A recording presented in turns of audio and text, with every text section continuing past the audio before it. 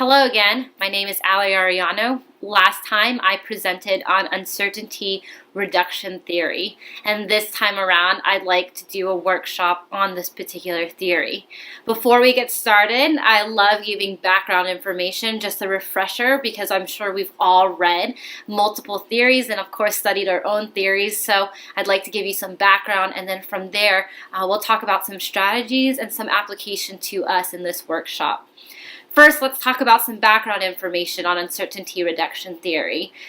It includes several aspects, as you know. It is a communication theory, research done by Charles Berger and Richard Celebrezze. It does come from the post-positivist tradition. Uncertainty reduction theory proposes that the beginning of personal relationships are filled with uncertainties.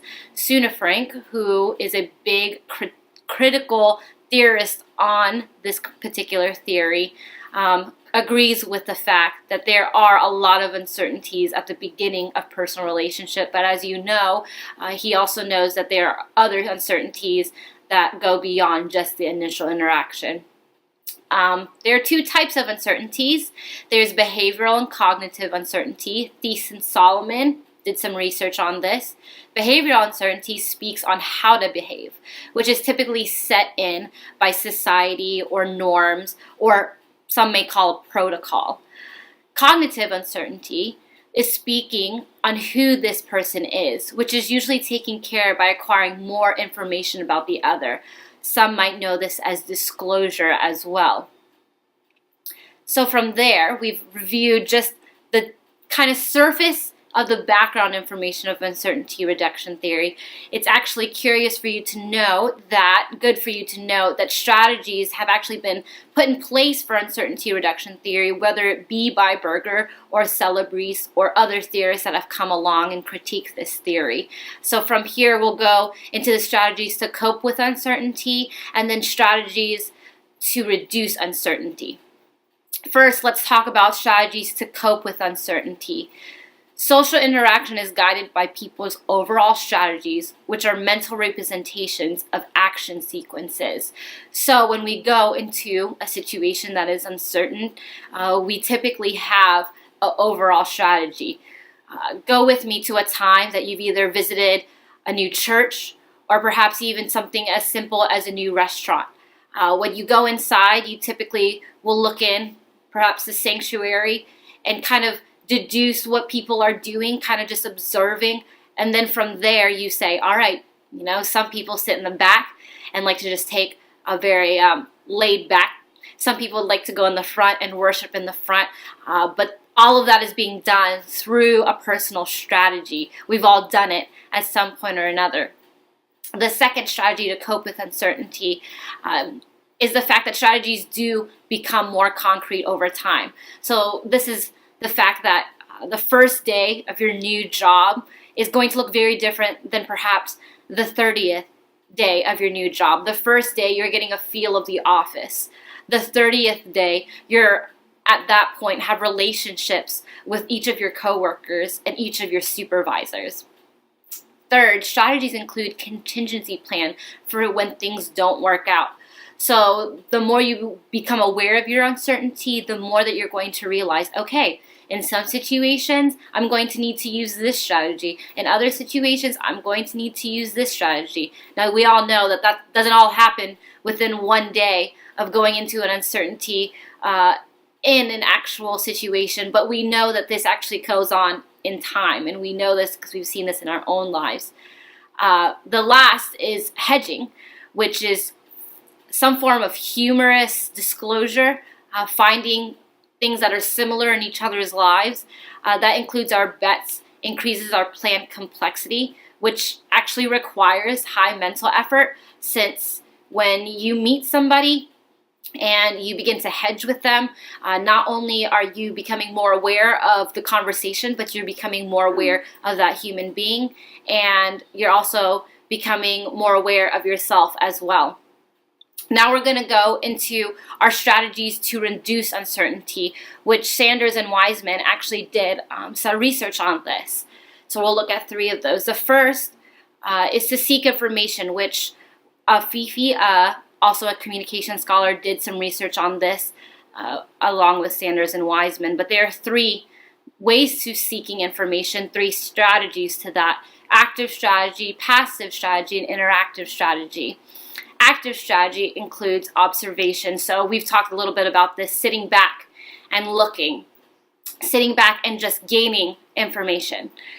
Your second is asking a third party, so someone that you might see around you, and kind of gathering, oh, that person, maybe in the situation that of going into a new church, you see another person that's sitting 2 aisles away that is sitting by themselves and looks like they are fairly new to the congregation as well. Your interactive strategy, which is the third, includes talking face to face. So, of course, we all know that we've gone into a sanctuary when we're going into a new church setting, and either a pastor or maybe the pastor's wife or maybe another minister there comes and speaks to us. And from there, our uncertainty is continuing to reduce. The second way to reducing uncertainty is choosing a planned complexity. So there's a couple things that go into this. A level of detail needs to be decided, and then a number of contingency plans or fallback plans need to be decided. The final strategy, which we've talked about a little bit, is hedging, and this includes both parties trying to save face through ambiguity or humor. And in Kudikins, you can actually see that theorist using this particular strategy, hedging. This also includes amending plans. So as you continue to reduce that uncertainty, you'll realize, okay, well, that didn't work, or I know this about this person, so I'm not going to bring this up. So you kind of see how all of these kind of come together. The more that you observe, the more that you talk, then your plan in your own mind begin to develop many different layers. And then from there, you can add more of a mental workout through hedging. Okay, so we went through what uncertainty reduction theory says we ought to do to reduce uncertainty or to cope with it. So let's just say, what does this mean for us? Let's ask that strategic question. Well, take heart, fellow communication grad students. Everyone starts out as strangers. All of us in this class started out as strangers, and we began to reduce uncertainty through the first discussion post, which was our bio. And then from there, we realized each other's writing styles through the different module posts. And then from there, we were able to see each other virtually, face-to-face, computer-mediated face-to-face. And then from there, we have kind of gathered what we think of each other and who each other are. So again, take heart. Everyone has awkward moments because everyone starts out as strangers, like I said. So everyone, therefore, has to reduce uncertainty. And God is good enough to know that there are awkward situations. And the Bible actually gives us some just comfort to know that He knows what we're going through. And He's there with us. Proverbs 3, 5, and 6 says, "Trust in the Lord with all your heart, and do not lean on your own understandings. In all your ways, acknowledge Him, and He will direct your paths." I think this verse is so important as we go into a lot of situations in our life where we'll have to reduce uncertainty. Perhaps it is a new job. For me, this past summer, I was looking at new churches here in Houston, Texas. And I remember going into my first service and thinking to myself, wow, this is incredibly intimidating. And I really just want to find a place that I can worship and I can grow and I can be mentored and I can also minister to. And then I remember thinking to myself, I've grown up going to church, but thinking, how many visitors have I passed by at a church service? How many visitors have I walked by? And now I'm in their seat. And so now being at this church for 3.5 months, when a visitor comes to my community group or a visitor comes to a church service, it's become very apparent to me that I want to reach out to them because I was just there in their seat just several months ago. And so perhaps that's a challenge to us as Christians just within a church setting. And this is also a challenge for us as Christians in the world, because obviously we're not called to be separatists, but we're called to be in the world, being the light and the salt.